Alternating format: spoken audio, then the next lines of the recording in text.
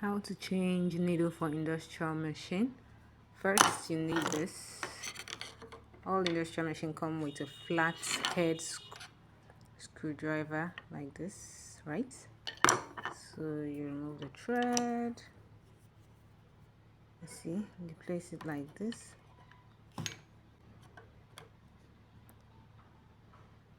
And you turn it just once or twice. You don't need to like turn everything so it will come out. So this is it. All right, so you notice that this needle has two faces. There is this face, you see, can you see? Yeah, this side has line, this other side doesn't. See, this other side is flat, this side is flat,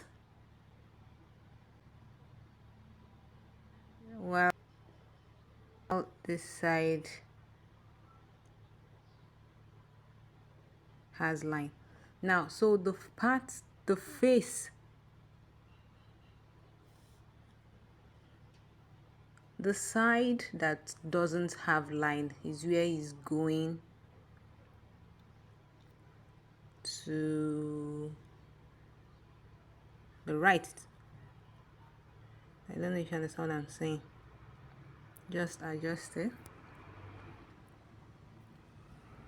So the side that does not have line is facing this direction. It's facing this direction. Let me remove this.